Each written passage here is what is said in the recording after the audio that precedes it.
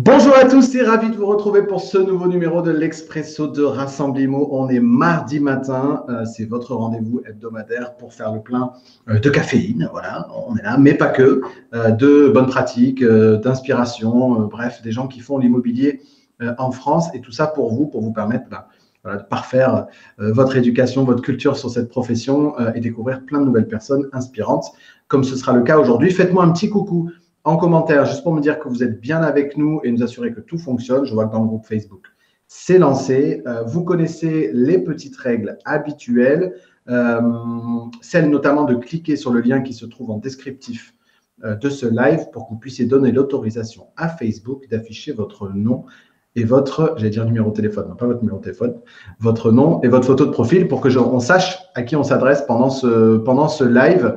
Voilà, je ne démarrerai pas tant que je n'ai pas un commentaire pour me dire qu'on n'est pas seul, même si je vois le chiffre grimper. Faites-nous un petit coucou pour démarrer ce mardi matin très ensoleillé et déjà très chaud à Nice.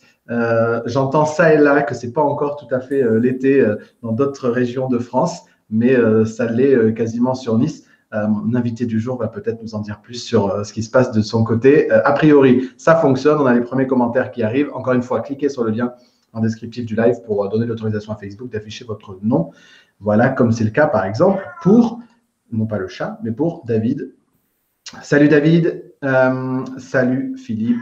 Salut. Voilà, salut à tous ceux d'entre vous qui est en train d'arriver. Salut Cédric. Que je vous propose, le temps que vous nous fassiez un coucou en commentaire, c'est de passer la parole à mon invité du jour, Maher, pour qu'il puisse se présenter. J'accueille avec grand plaisir Maher Meftahi. Maher, est-ce que tu peux te présenter, s'il te plaît? Alors, bonjour à tous. Bonjour Sébastien. Et déjà, merci pour cette invitation. Très honoré. Voilà. Donc Maher Meftahi, donc j'ai 40 ans. Voilà, je suis en couple, j'ai des enfants. Actuellement, actuellement, depuis quelques temps déjà, donc je suis formateur consultant. Donc, j'interviens auprès des professionnels de l'immobilier et pas que depuis quelques temps. J'interviens essentiellement sur la formation justement des commerciaux, des négociateurs, essentiellement sur la partie opérationnelle, tout ce qui est prospection, prise de mandat, organisation, négociation. Voilà. À côté de ça, je suis aussi professeur. J'enseigne à l'ESPI, qui est l'École supérieure des professions immobilières, où j'enseigne de la première année de bachelor jusqu'à la deuxième année de master, la transaction, la prospection et la négociation. Donc, la prospection de manière générale, ça va de la prospection justement pour rentrer des mandats de gestion, pour rentrer des mandats de vente et aussi et surtout pour pouvoir trouver des terrains, pour pouvoir justement pour pouvoir construire. Voilà, donc à l'ESPI et aussi dans deux facs où j'enseigne justement à des notaires et à des avocats. Alors vous allez me dire ouais, ils forment l'autre branche, mais bon en même temps ils le font et donc je les oriente un petit peu aussi sur la partie de transaction et voilà. Et donc sur le terrain beaucoup de déplacements. Donc je suis basé à Lyon. Ok. Voilà, à la base, je suis du Sud, j'ai fait mes études à Nice. Voilà, on en parlera après. Je suis basé à Lyon, mon entreprise est sur Paris et je me déplace un petit peu partout justement en France. Voilà, donc j'ai une expérience. J'ai une expérience d'agent immobilier et de formateur justement dans deux groupes. Ouais. J'ai bossé en tant que formateur pour deux groupes. Et aujourd'hui, justement, je suis à mon compte depuis 4 ans. J'ai créé ma propre activité, je me suis fait ma clientèle et je suis toujours sur le terrain. Je fais aussi souvent ce qu'on appelle du management externalisé, c'est-à-dire que j'interviens pour des entreprises justement pour manager justement leur équipe, leur groupe. Lorsqu'on a déjà des agents co, des fois c'est pas souvent évident. Alors justement, le patron propose justement du coaching et du suivi et du coup, je les coach et je les suis sur le terrain. Donc, je suis un formateur qui est sur le terrain, qui fait encore de la pige, qui prend le téléphone, qui essaie d'animer des challenges, on va dire, qui essaie d'animer des challenges. Et voilà. Et sinon, à côté de ça, j'essaie, on va dire, de continuer à me spécialiser, d'apprendre, etc. Donc, j'ai pas la prétention de dire que j'ai la méthode parfaite. Enfin, s'il y avait une méthode parfaite, ça se saurait. Ouais. On l'aurait tous, de toute façon, je crois qu'on l'enseignerait tous. Et voilà, et d'être curieux et de découvrir et de rencontrer beaucoup de gens surtout. Et c'est ce qui fait que derrière, je peux continuer à me développer, moi aussi. Parce que je continue à me développer aussi. C'est pas parce que j'enseigne que je suis resté limité, quoi. Voilà. Merci beaucoup, Maher, pour cette présentation. On va revenir sur ton parcours. Salut à Nadia, salut à Julien, salut à tous ceux. Voilà, salut Philippe. Salut à la personne dont je ne peux pas afficher le nom, mais qui est dans le train direction Nîmes. Donc, j'imagine que c'est quelqu'un que j'aurai l'occasion de croiser demain ou après-demain, probablement lors de l'Eventimo. Je vous rappelle que l'Eventimo, l'événement aura lieu jeudi, l'événement créé par Julien Raffin et ses équipes, qui aura lieu jeudi en version présentielle à Nîmes et en version digitale pour ceux qui le souhaitent. Vous pouvez aller sur eventimo.com. Donc, on a quelqu'un qui est dans le train direction Nîmes, donc j'imagine qu'on se verra demain ou après-demain. Je crois que c'est le cas aussi de Maher. Ouais. On se verra demain aussi. Jeudi, pardon, aussi. Jeudi. Et c'est Sonia. Salut Sonia. Et Julien, justement, nous dit un truc sur lequel je voulais qu'on revienne, c'est que Julien dit il fait des super vidéos YouTube, Maher. Maher, est-ce que tu peux, allez, pour pas trop déstructurer ce qu'on avait prévu, mais nous dire quand même en quelques mots avant que tu nous partages ton parcours et puis le sujet du jour, parce que je vous rappelle qu'on est là aujourd'hui pour essayer de trouver ensemble comment aller trouver les fameux mandats invisibles, puisqu'on ne sait pas trop s'il manque de mandats actuellement ou s'il faut juste aller les chercher un peu différemment. Donc, c'est vraiment le sujet que je voudrais qu'on aborde aujourd'hui. On va revenir sur le parcours de Maher. Maher, est-ce que tu peux juste nous en dire un petit peu plus sur tes vidéos YouTube? Alors, mes vidéos YouTube, alors c'est un truc que j'ai commencé en mars 2020. Pendant le premier confinement.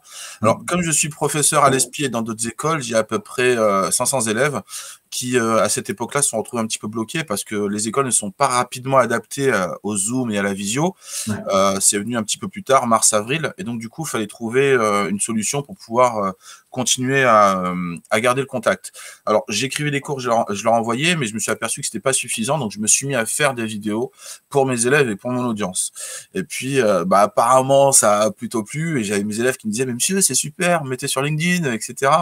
Et donc, du coup, j'ai commencé un petit peu à le diffuser. Mais à la base, la chaîne YouTube était essentiellement pour mes élèves. Et du coup, aujourd'hui, je me retrouve avec des chiffres plutôt corrects. Mais moi, le premier, je suis assez surpris. Je crois que sur les 2 dernières vidéos que j'ai faites, on est entre 50 et 60 000 vues. Et voilà. Donc, elles sont faites de manière assez particulière. C'est que je suis passionné de cinéma.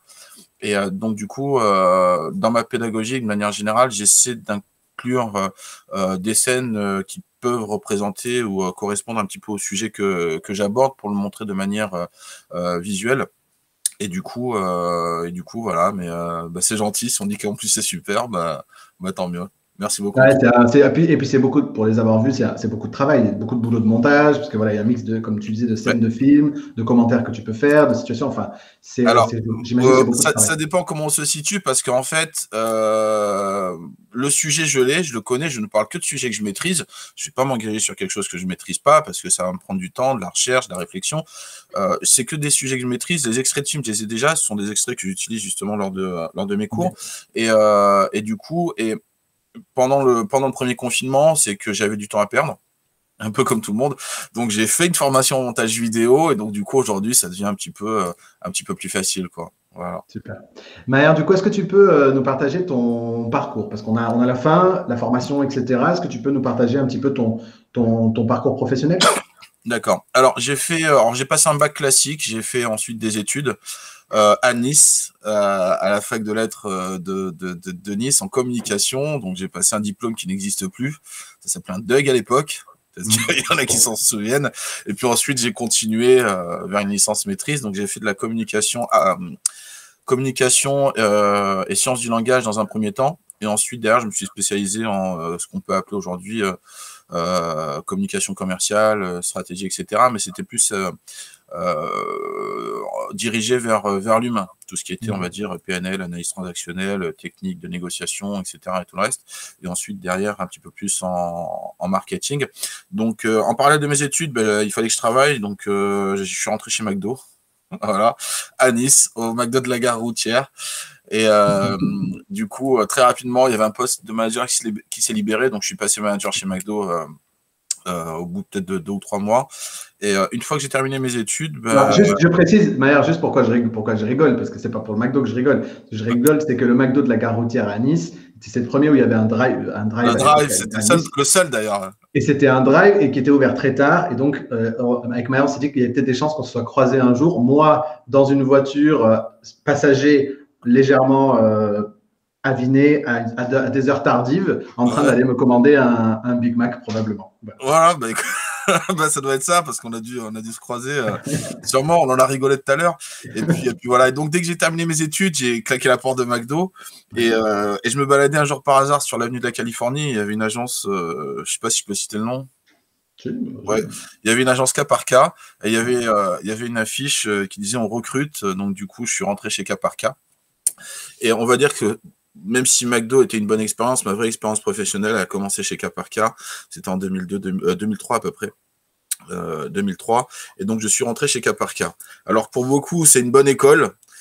Selon le tribunal de Nanterre, c'est une association de malfaiteurs. Ils ont été condamnés par rapport à leurs pratiques, etc. plusieurs fois. Donc je suis un ancien vendeur de fenêtres. Et donc j'ai commencé en fait dès le début. On m'a dit voilà, écoute, on va pas te donner les clients. Ta mission maintenant, c'est de prospecter, de prendre des rendez-vous pour les commerciaux, donc de prendre le téléphone, d'aller toquer aux portes, etc. Et donc c'était ça. Et donc j'ai commencé très rapidement à me mettre dans le bain, à avoir des résultats, et puis par la suite j'ai commencé à exploiter mes propres rendez-vous, si bien que on va dire que j'ai commencé très rapidement à vendre, à faire du chiffre d'affaires.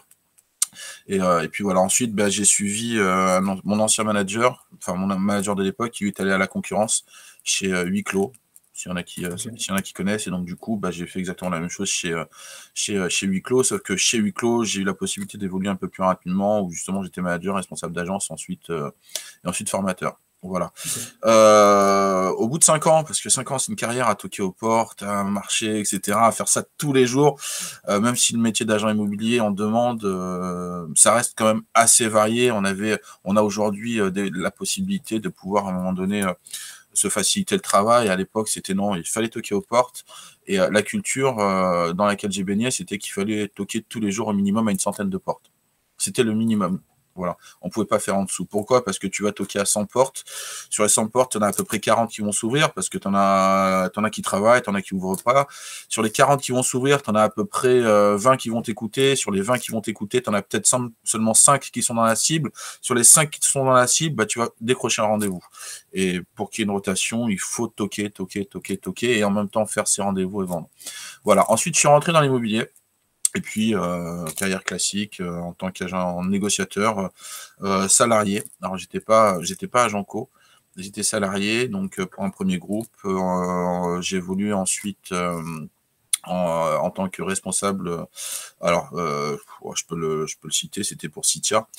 Et donc salariés. Ensuite, comme les agences Citia n'ont pas de sont assez grandes, donc il y a de tout. Il y a des gestionnaires, il y a des chargés de location, des commerciaux en location et en transaction. Donc moi, j'étais simplement par la suite responsable du service transaction.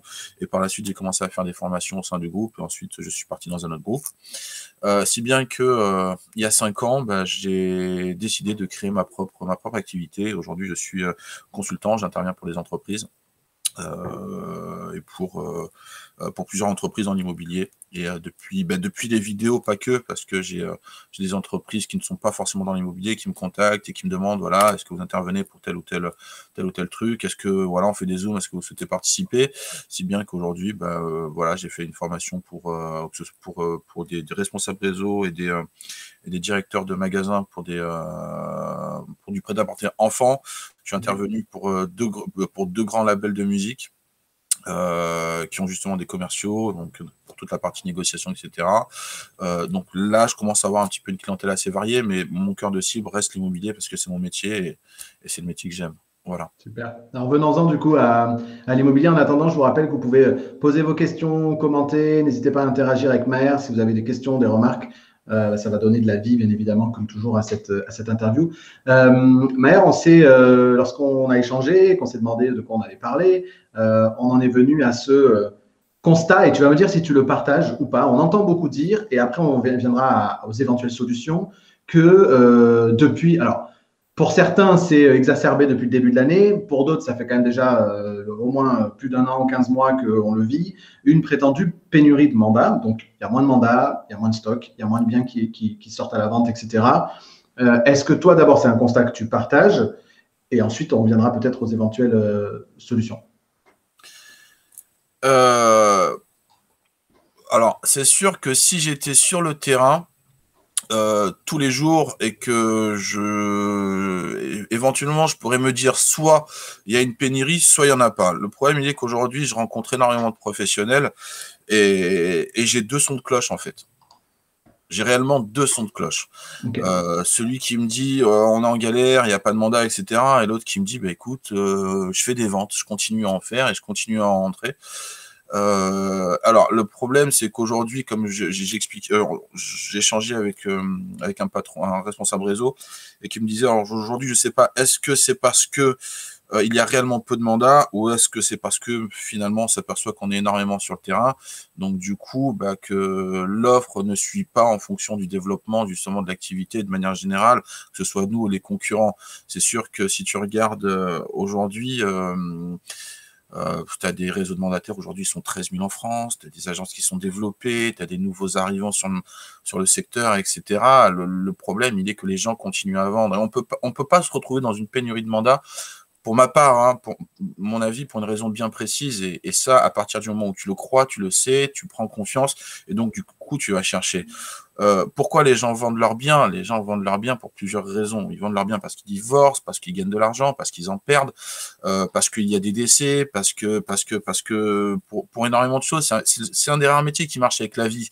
Et on dit tant qu'il y a de la vie, il y a de l'espoir, ce qui veut dire que lorsque tu es dans un secteur et qu'il y a des gens qui habitent, il y a des couples, je vous invite à taper simplement deux mots sur Google, divorce, et juste à côté proportion, et vous allez vous apercevoir que 45% des couples divorcent à un moment donné.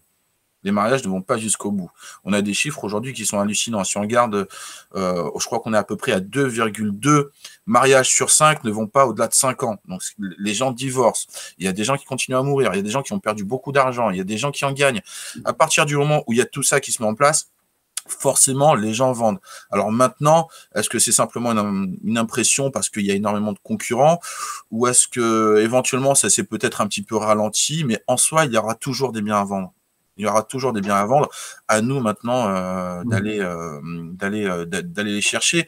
Et si on estime qu'il y en a moins, peut-être que c'est peut-être parce qu'il y a peut-être plus de concurrents. À nous maintenant de voir comment est-ce qu'on peut tirer notre épingle du jeu par rapport aux concurrents, et surtout comment les devancer. Ouais. Voilà. Par rapport à la prospection. Enfin. Moi, j'ai le son de cloche que j'ai beaucoup. Là, je parle d'agences ou de conseillers immobiliers qui performent déjà, qui sont quelque part un bon benchmark pour savoir quelle est la réalité, parce que c'est des gens qui ont toujours bien tourné finalement, donc ça permet quand même d'avoir un œil assez juste. J'entends finalement beaucoup d'estimations, presque plus depuis début 2021 que qu'avant le Covid, on va dire. Donc beaucoup de gens qui se posent des questions, qui ont potentiellement des projets, qui veulent bouger, etc., etc. Pour autant, des délais de mise en vente qui sont bien plus longs, c'est-à-dire des gens qui disent on verra en septembre, on attend de voir un peu comment les choses évoluent. Donc, est-ce que le contexte ne contribue pas au fait qu'il n'y a pas moins de projets immobiliers à proprement parler, c'est juste qu'ils sont légèrement décalés dans le temps par le contexte? Et ensuite, je voudrais rajouter encore autre chose. Qu'est-ce que tu penses? Je suis d'accord avec toi. Je sais qu'il y a beaucoup de couples aujourd'hui qui n'ont peut-être pas retrouvé leur activité de manière complète et totale. Moi, je le vois par rapport à la mère de mes enfants, par exemple, qui, elle, travaille dans l'événementiel.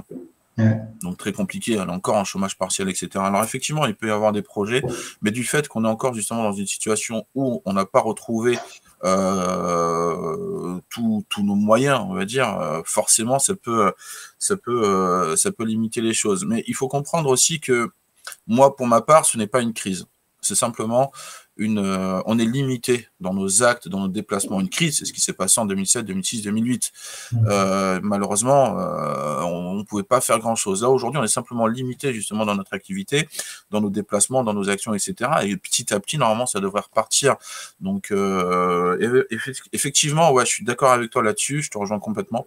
C'est un truc que j'ai oublié, mais effectivement, je suis d'accord avec toi. C'est vrai qu'il y a des projets, mais du fait que on n'est pas encore dans une situation stable et pérenne, qu'on n'a pas retrouvé plus ou moins ce que l'on avait, donc forcément, c'est logique parce qu'aujourd'hui, il y a des gens qui voilà, qui ont pas retrouvé leur salaire, je veux dire à 100%.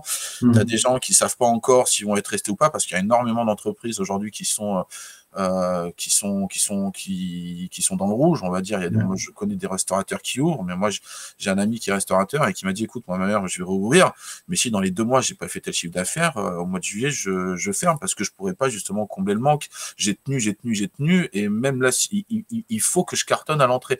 Et du coup, ces gens-là, il y a énormément d'entreprises de manière générale comme ça, donc forcément, les salariés, ceux qui travaillent ou les patrons sont limités aussi un petit peu dans leur projet, dans leur évolution. Mais normalement, enfin, je pense que ça devrait repartir. Voilà, ce n'est pas réellement une crise. Pour ma part, c'est simplement une limitation. Une fois qu'on pourra justement retrouver nos salaires, nos activités, etc. Il n'y a pas de raison que le business justement ne reprenne pas. Voilà. On a un petit commentaire de David qui part en prospection ce matin, donc il nous regardera en replay. Ciao David. Bonne prospection David. Bonne prospection. Il y a autre chose sur laquelle je vais revenir sur le constat.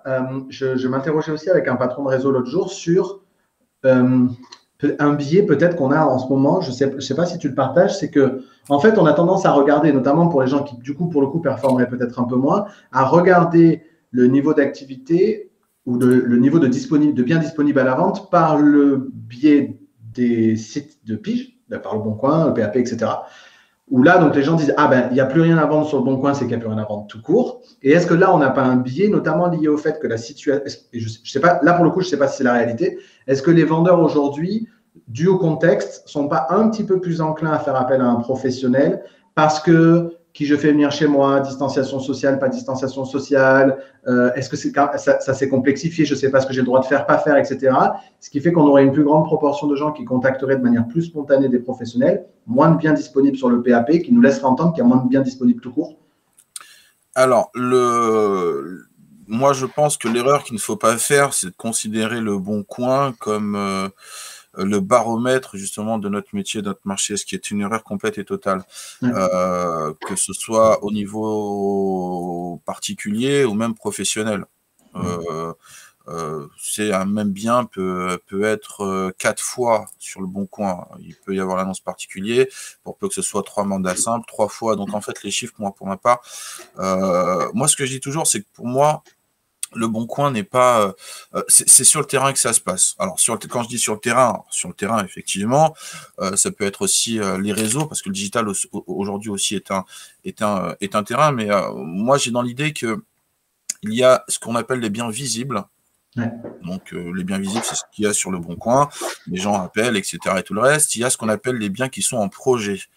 Je donne un exemple, c'est monsieur et madame Martin. Madame Martin, hier, a appris à monsieur qui a été enceinte. Ils vivent dans un T1. Quoi qu'il en soit, c'est une vente qui sera faite dans les 12 mois. Ou même avant les 9 mois. Autre exemple, monsieur et madame Dupont, les voisins, monsieur ou madame a découvert que monsieur ou madame le ou l'a trompé, hier, sur Tinder, c'est la 2e ou 3e fois, il va y avoir une séparation. Malheureusement, la vie, elle est faite comme ça. Et ça, c'est un bien qui est en projet. Ils ont le projet de divorce, donc ce sera un bien qui sera sûrement vendu. À côté de ça, on a ce qu'on appelle les biens qui sont ignorés. Les biens qui sont ignorés, c'est le client qu'on connaît tous. C'est j'ai essayé de vendre il y a 2 ou 3 ans, j'ai pas réussi, puis j'ai laissé tomber. Ce gars-là, si tu le rencontres et que tu lui proposes le meilleur des services et que justement, tu arrives plus ou moins à lui apporter ce qu'il veut, bien sûr, si ça correspond au marché, il vendra. Ou alors, ce sont des personnes qui ne savent pas encore qu'ils vont tomber enceintes ou qui vont tromper leur femme, mais qu'ils le sauront dans 2 ou 3 semaines. Mais toi, si tu es là avant et si tu es là après, si tu arrives à les contacter, à échanger avec eux après, si tu arrives à leur communiquer, on va dire, des informations directement ou indirectement, que ce soit sur le terrain, sur les réseaux sociaux, etc., à un moment donné, peut-être que tu les auras en mandat. Il ne faut pas simplement regarder ce qui est à vendre, il faut regarder ce qui va pouvoir se vendre. Et comme le fait que la vie, elle est comme elle est, il y aura des biens à vendre. Donc déjà, en soi, pour moi, il faut être curieux, il faut chercher, parce que la curiosité amène à l'opportunité, comme on dit. Au plus tu es curieux, au plus tu auras d'opportunités. Malheureusement, si tu n'es pas curieux et que tu te contentes simplement des informations qu'on te donne, forcément, tu vas te retrouver limité justement dans ta réflexion et donc limité justement derrière dans ta recherche de bien. Parlons-en du coup de cette, puisque tu en parles de cette, au-delà du commentaire, on a eu, je ne sais pas si tu as vu passer, on a eu un commentaire d'Olivier Casado. J'avais pourtant dit à Madame Martin de ne rien dire sur notre relation, ça devient un manque de confidentialité. Voilà. Justement, je prenais quelques notes sur ce que tu disais. Sur la dimension du coup de curiosité, tu dis c'est la curiosité qui amène du coup tout ça. Je fais comment? Comment ça s'exprime? Quand tu parles de cette curiosité-là, donc très en amont potentiellement des projets, comment est-ce qu'elle s'exprime au quotidien? Alors, comment elle s'exprime au quotidien avec tout le monde, avec les gens que tu rencontres?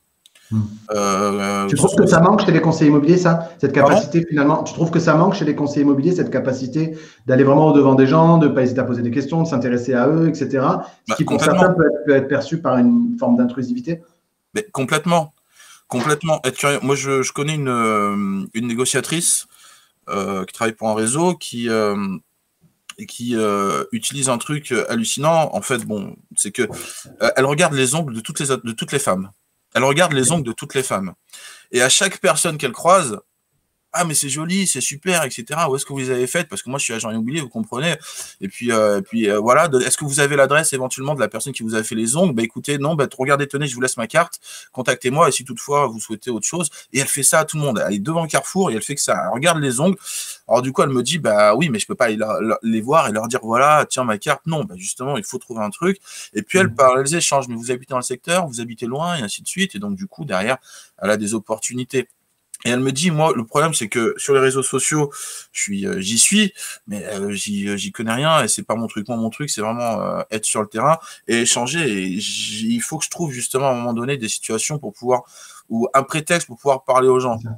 Elle me dit, je parle pas aux hommes. Non, parce que voilà, un mec qui se fait accoster comme ça dans la rue par une femme, tout de suite, il pense qu'il y a ouverture. En plus, donc c'est ce qu'elle me dit. Hein. Elle me dit, je préfère accoster les femmes, etc. Donc entre 35 et 50 ans. Elle a son avatar. Elle a son avatar. Elle a son avatar, exactement. Et elle me dit, voilà, je fais mes actions de prospection quotidienne, en fait. Je fais mes actions de prospection quotidienne. Et il faut à un moment donné, alors il y a la curiosité, mais il y a aussi la productivité. Comment on juge la productivité d'un agent immobilier? On la juge souvent à la fin du mois par la rentrée de mandat ou alors par le nombre de ventes.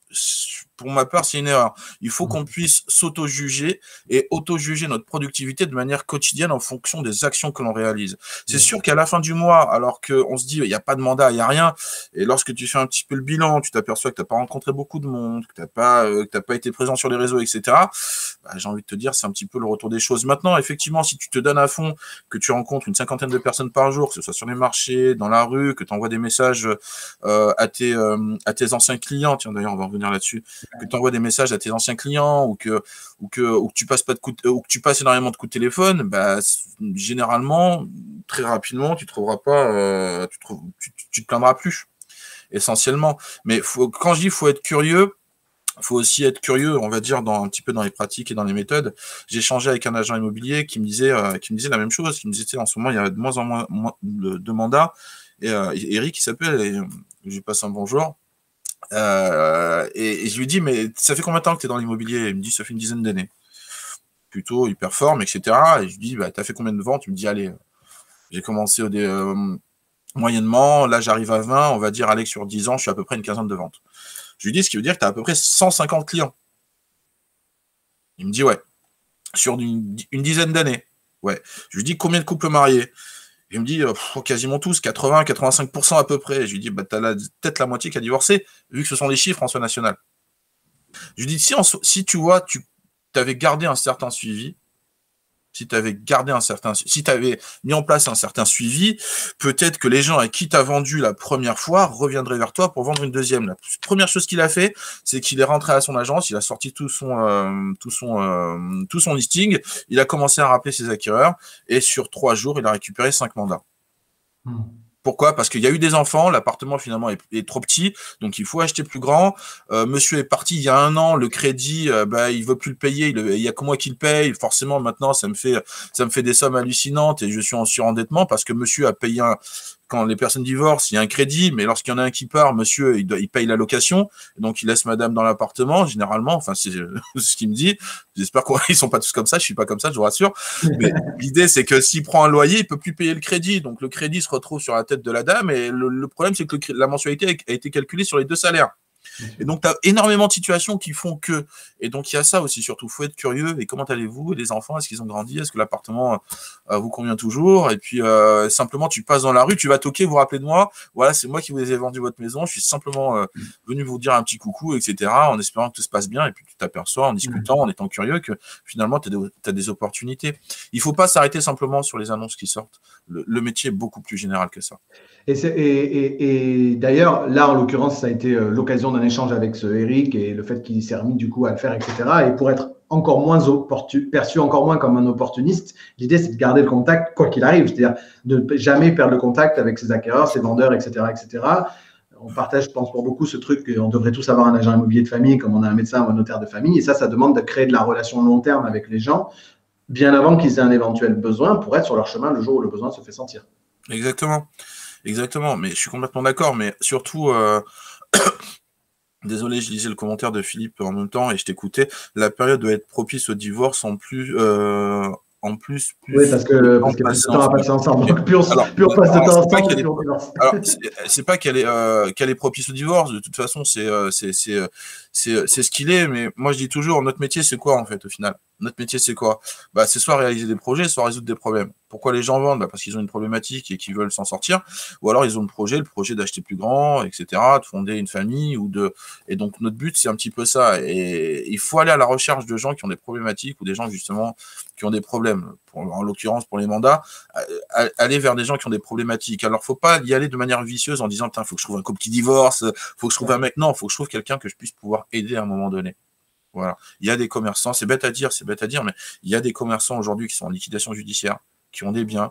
Leur dernier recours pour s'en sortir, c'est de vendre leurs biens. J'en ai creusé encore un il y a pas longtemps. Il y a des couples aujourd'hui qui divorcent, qui sont dans des situations assez compliquées, et qu'on peut pouvoir aider aussi. Et puis il y a des gens qui c'est bête à dire, mais il y a énormément de personnes de familles recomposées. Donc tu as monsieur qui est propriétaire d'un appart, madame qui est propriétaire d'un appart, ils ont tous les deux des enfants. Hop, qu'est-ce qu'ils font? Bah, ils vendent pour pouvoir acheter plus grand. Mais c'est la vie, la vie, elle est comme ça. Faut pas simplement se dire le marché se tend. Dites-vous bien que à partir du moment où il y a de la vie, bah, il y a forcément de l'espoir. Tout simplement. Parce que les gens se mettent ensemble, les gens se séparent, les gens gagnent de l'argent, les gens en perdent, les gens décèdent.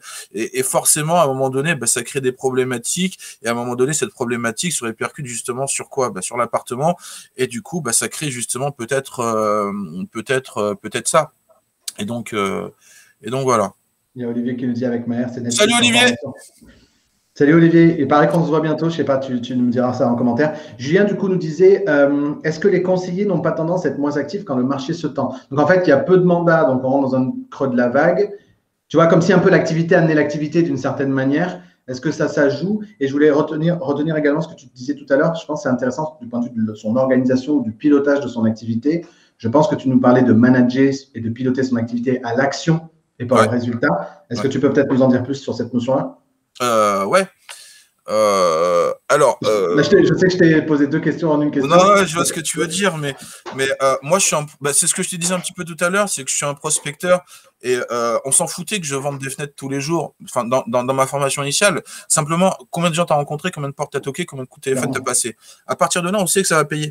Pourquoi? Bah, parce que tu génères du contact. Tu génères énormément de contacts et du coup, ces contacts-là vont générer des rendez-vous peut-être dans 2 ou 3 jours. Ces rendez-vous-là vont déboucher sur des mandats et ainsi de suite et ainsi de suite. Et il faut à un moment donné se dire que il faut prendre le truc un petit peu à l'envers. Si je veux beaucoup de rendez-vous, il me faut beaucoup de mandats. Si je veux beaucoup de mandats, il me faut beaucoup de contacts. Si je veux beaucoup de contacts, il faut que je puisse rencontrer un maximum de gens ou contacter un maximum de gens tous les jours. Donc, en fait, c'est la base. À partir du moment où tu te fixes, on va dire, un tableau et un objectif d'une centaine d'actions, et je vais te dire pourquoi une centaine d'actions de prospection par jour. Alors, une centaine d'actions de prospection par jour, ça peut être 10 personnes rencontrées, 10 coups de fil passés, ça peut être 25 commentaires sur LinkedIn ou sur Facebook, ce sont des actions de prospection en soi, et ça peut être derrière peut-être 20 courriers que tu as envoyés, mais tous les jours, une centaine d'actions. Aujourd'hui, on va dire que c'est sûr qu'il faut être sectorisé pour pouvoir travailler de manière complètement homogène pour pas pouvoir se disperser. Un bon secteur, c'est entre 2000 et 4000 et 4000 boîtes aux lettres. En dessous de 2000, on risque de se trouver avec un risque de sous-production. Au-dessus de 4000, on risque de ne pas pouvoir tout couvrir de manière récurrente. Voilà. Okay.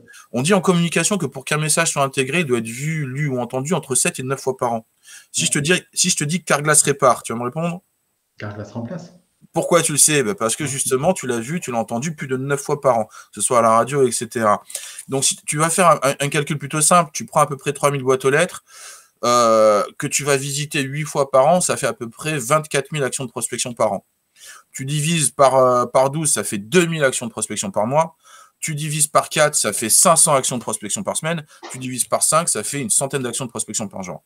Voilà. Pour que le jour où il y ait quelqu'un qui a un projet, tu sois en amont. Ou alors, lorsque l'on pense immobilier, on pense à toi directement. Même si on ne se rappelle pas ton nom. C'est qui le monsieur qu'on a croisé, qu'on a vu, là, qui est au marché, qu'on a croisé ou c'est qui la dame là, qui m'avait demandé les ongles, je sais, qui t'avait demandé pour les ongles, je sais pas, justement, j'ai sa carte, et ainsi de suite, et ainsi de suite. Il faut créer un maximum d'actions de prospection pour pouvoir être productif par la suite. C'est comme ça qu'on m'a appris, et c'est ça le métier de prospecteur. Le métier de prospecteur vient du terme prospecter, qui est apparu en 1840, je le dis dans une vidéo, qui est apparu à l'époque des chercheurs d'or.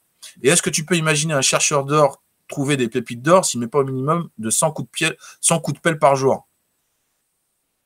Voilà. Si tu veux creuser, si tu veux chercher, il faut mettre des coups de pelle. Et les actions de prospection, ce sont des coups de pelle. Et on va juger la productivité d'un agent immobilier de manière quotidienne. Si tu n'as pas rentré de mandat aujourd'hui, je ne sais pas, c'est pas grave. Demain, c'est pas très grave. En soi, j'ai planté des graines. Bien sûr. À un moment donné, ça va pousser. J'ai planté des graines, c'est ce qu'on appelle le farming. Donc voilà. C'est la force de l'effet cumulé du livre, notamment de Darren Hardy, l'effet cumulé, qui explique ça finalement très très bien. Et d'ailleurs, c'est beaucoup plus digeste de se dire que je dois faire X dizaines d'actions dans la journée que de se dire que je dois en faire X milliers dans un mois, quoi. Oui, exactement.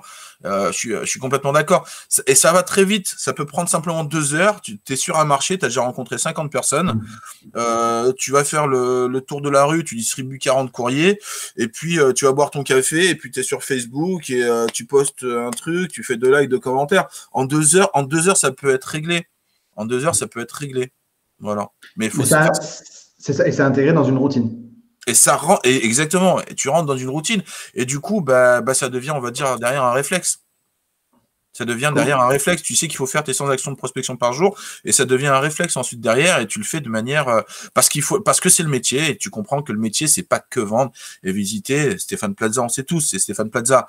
Voilà, le métier, c'est pas ça. Le métier, c'est d'aller chercher aujourd'hui. Aujourd'hui, on n'est pas en concurrence sur nos méthodes de commercialisation. On est en concurrence justement sur la rentrée de mandat.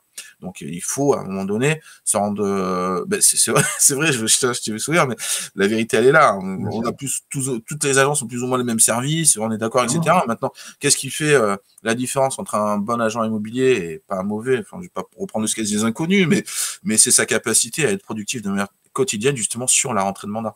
Voilà. Est-ce que tu crois qu'il y a tromperie du coup sur ce qu'on imagine de la profession? On voit beaucoup de gens qui découvrent cet aspect prospection malheureusement à leurs dépens. Pour le découvrir à ses dépens, il faut qu'on ne nous ait pas tout dit. Et alors, je dis pas que il peut y avoir tromperie. Il y a tromperie en termes de communication, d'accord, mais j'espère que lorsqu'un patron recrute dès le début, il pose le cadre. Il n'y a pas de tromperie. Il y a souvent, moi, ce que je remarque maintenant, c'est souvent un petit peu bêtise ou ignorance. Je vais t'expliquer. C'est-à-dire qu'aujourd'hui, tu as, bien sûr, je vise aucun réseau en particulier, mais je connais par exemple un commercial qui est rentré dans un réseau de mandataires et qui aujourd'hui recrute. Ce commercial n'a pas suffisamment de recul par rapport au métier. Il est rentré, ça fait 3 mois. Et dans certains réseaux de mandataires, malheureusement, je sais que ce n'est pas tout le cas, attention, je fais vraiment à distinction, tu deviens responsable et manager pas par la compétence ou pas par le résultat, tu deviens manager par le recrutement.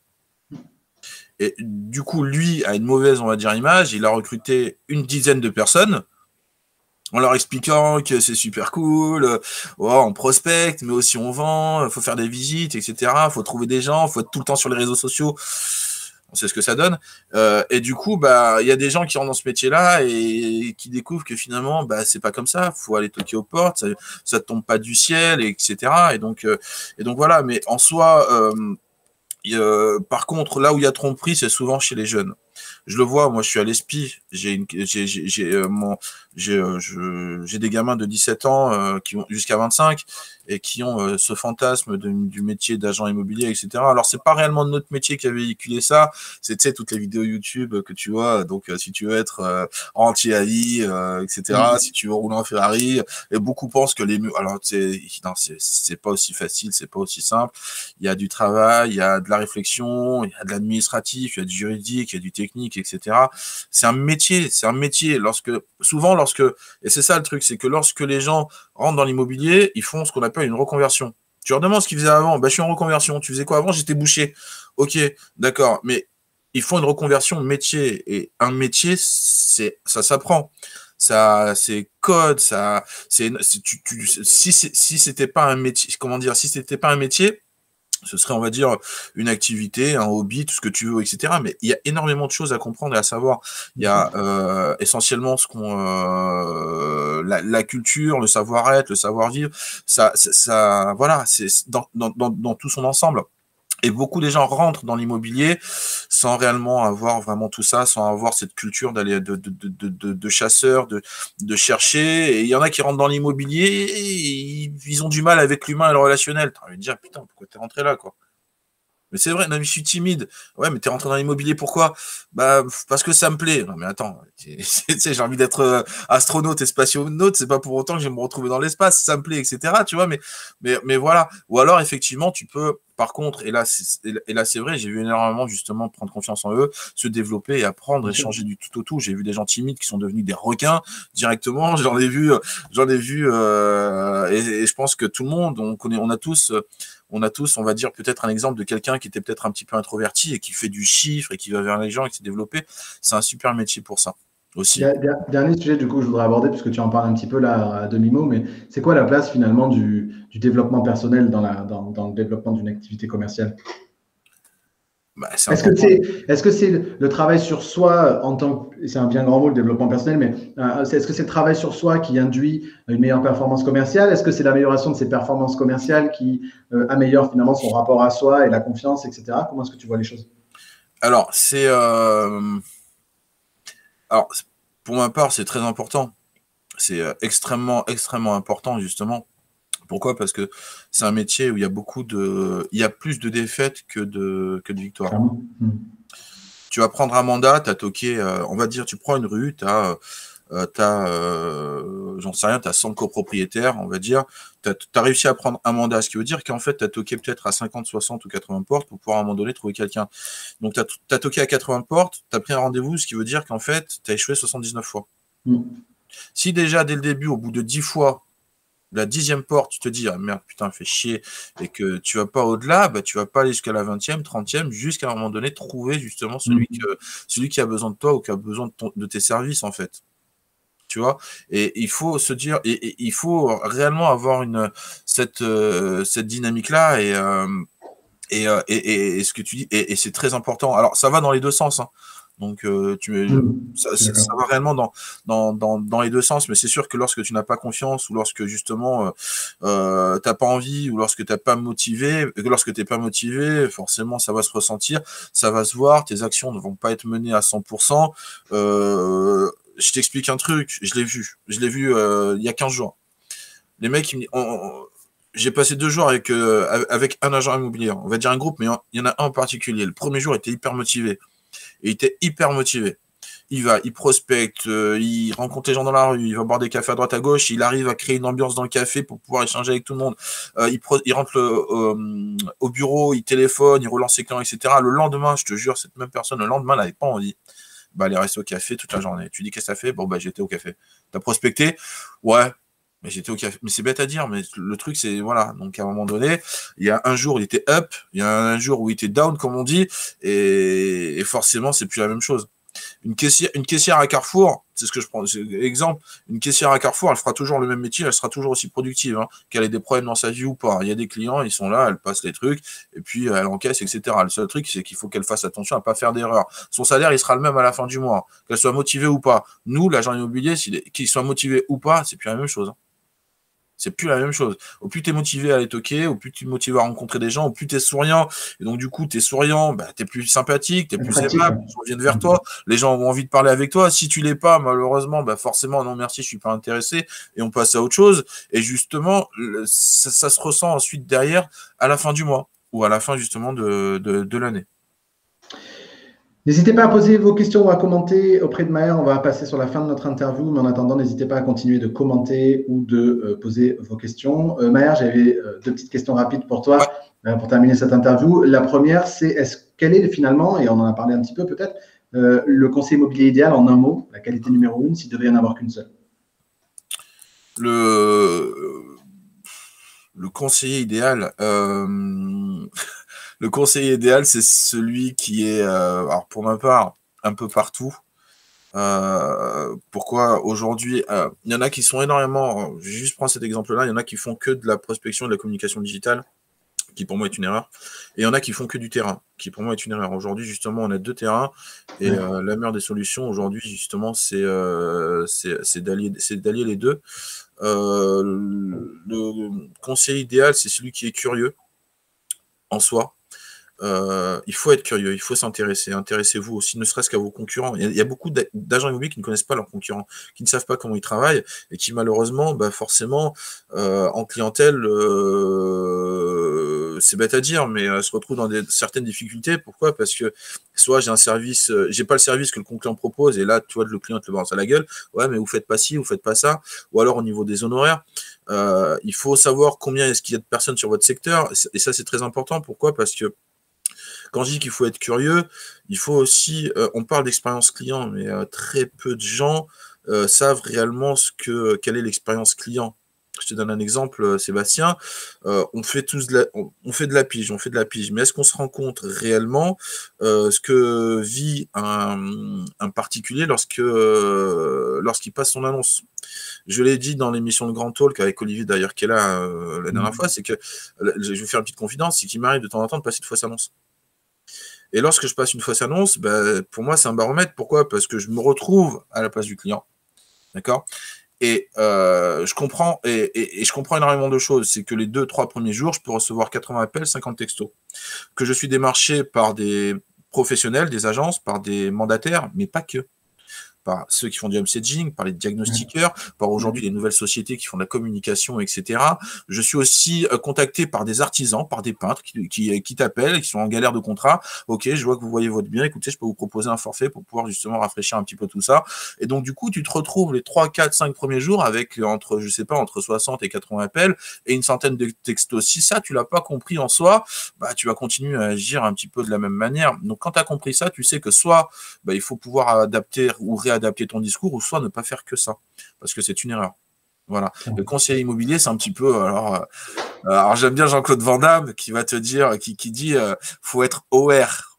Il faut être conscient dans la vie. Quand tu es conscient de tout ce qui t'entoure, et ben tu agis en conséquence. Et le conseiller immobilier idéal pour moi, c'est le conseiller qui est conscient de tout le métier, de tout ce qui se passe, avenir, présent, futur, justement, et tout ça. Voilà. Super, Maher. Est-ce que tu as un livre à recommander aux conseillers qui nous écoutent? Ouais, alors, le dernier que j'ai lu, alors c'est le dernier que j'ai lu, mais je l'ai trouvé splendide. Il s'appelle Ce que vous n'apprendrez jamais à Harvard. Et le livre est écrit par Mark McCormack. Okay. Voilà. Et en fait, c'est l'histoire d'un agent sportif. Alors c'est en même temps un livre, c'est un livre super intéressant. C'est l'histoire d'un agent sportif qui était agent de McEnroe, de pilote de course, de joueur de golf, de joueur NBA entre les années 70 et 80. Et en fait, on s'aperçoit que c'est exactement notre métier. C'est-à-dire que il doit convaincre des sportifs, donc les signer en contrat, c'est comme nous, un client et un mandat, et ensuite derrière il doit les vendre avec les sponsors, auprès des clubs, etc. Comme nous justement derrière en commercialisant bien, et il est super intéressant. Alors en fait j'ai lu un livre sur mon métier, mais de manière un petit peu de manière différente. Et j'ai trouvé super intéressant. Et ce qu'on n'apprend pas à Harvard, justement, c'est le côté humain qui est le plus important. Donc, c'est pas parce que tu fais des études, que tu as appris ça, que tu as appris les méthodes et techniques, que derrière, tu es en mesure de pouvoir justement être à même de pouvoir justement les développer sur le terrain. Et il t'explique justement comment adapter tout ça sur le terrain. Tu peux apprendre énormément de choses, mais il y a une chose en soi qui est essentielle, c'est le rapport humain. Et comment justement développer ce rapport humain, comment faire en sorte que les gens te fassent confiance. Il t'explique dans ce livre-là justement qu'est-ce que la confiance. On peut être 20, 30, on peut avoir chacun sa définition de la confiance, etc. Mais lui, il arrive à nous mettre d'accord sur une seule et même définition, qui fait que derrière, on peut mettre en pratique énormément de choses. Voilà. Et je vous conseille. On a Émilie qui nous dit salut l'équipe, Émilie Viala. Salut à tous les deux, la bise. Je regarderai en pleine conscience l'intégralité de cette interview. Et puis, on a Sébastien qui nous dit vive les autodidactes. On a Julien, et on propose qu'on termine là-dessus, qui nous dit pas un livre, mais un film. Parce que tu as un film, du coup, à recommander. Pas un livre, mais un film. Alors, attends, je pourrais vous en recommander plein. Bah, regarde, t'as vu, t'as fait un grand écran. Alors, tout ça, c'est ce qu'on appelle. Alors, tout ce que j'ai derrière, c'est ce qu'on appelle des business movies. C'est que des livres qui traitent Alors moi, je fais que ça, je les collectionne en fait. J'en ai à peu près une centaine. Un film à recommander. Alors tout dépend en fait. Il y a des films sur la négociation. Il y a des. Alors sur la prospection, il y a des films sur énormément de choses. Alors je vais vous recommander 2 films. Alors c'est un western déjà qui s'appelle Les Frères Sisters. C'est un film justement qui parle d'un prospecteur et d'un chercheur d'or qui a une méthode révolutionnaire et tout le monde veut l'attraper, ce mec. Mais en soi, comprendre que, et ce film nous fait comprendre que l'important, c'est pas de vendre, c'est le prospect et les méthodes. Et là, il y a un mec, en fait, qui a, bon, je vais pas vous spoiler, mais voilà, qui est un chercheur d'or, voilà, il a une méthode et tout le monde, justement, le chasse, tout le monde veut le kidnapper, tout le monde veut l'arrêter pour pouvoir découvrir sa méthode. Et je trouve ça, mais vraiment intéressant. Et aujourd'hui, c'est un petit peu ce qu'on recherche lorsqu'on est patron. On cherche des prospecteurs, on veut aller les chercher, les kidnapper, les enlever, les ramener chez nous, pour qu'ils puissent produire chez nous. Et donc ce film, alors je trouve qui est super bien.